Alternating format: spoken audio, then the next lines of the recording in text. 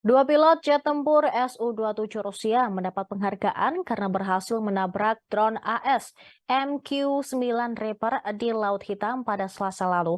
Menteri Pertahanan Rusia Sergei Shoigu memberikan penghargaan kepada kedua pilot tersebut pada Jumat 17 Maret 2023. Sergei Shoigu mengulangi penjelasan kronologi tabrakan jet tempur Rusia dan drone AS di Laut Hitam versi Rusia.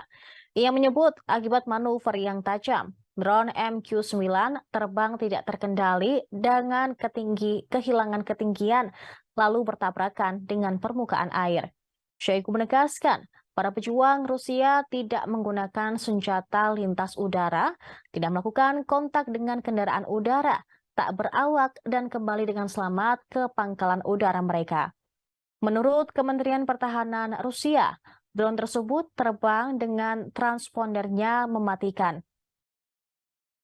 Drone AS MQ-9 juga dianggap melanggar perbatasan wilayah udara yang diumumkan Rusia sehubungan dengan invasi di Ukraina.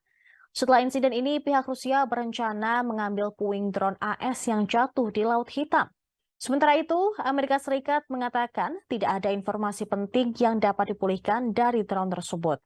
Pada hari Kamis, 16 Maret 2023, AS merilis video yang diklaim sebagai rekaman kejadian sebelum jet tempur Rusia menabrak drone AS. Video tersebut telah diedit durasinya menjadi 42 detik, namun tetap berada di urutan yang sama dengan kejadian. Terlihat jet tempur AS berada di dekat drone. Kemudian video tidak menunjukkan jet Rusia menabrak drone namun berhasil memotong baling-baling drone. Sehingga drone pun jatuh ke Laut Hitam. Juru bicara Gedung Putih, John Kirby bersikeras bahwa drone AS ditabrak jet tempur Rusia.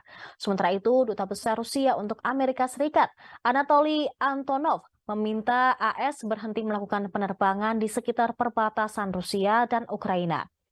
Anatoly Antonov heran mengapa drone AS harus melakukan aktivitas itu setiap hari di wilayah Laut Hitam dekat perbatasan Rusia. Padahal kegiatan tersebut jauh dari negaranya sendiri.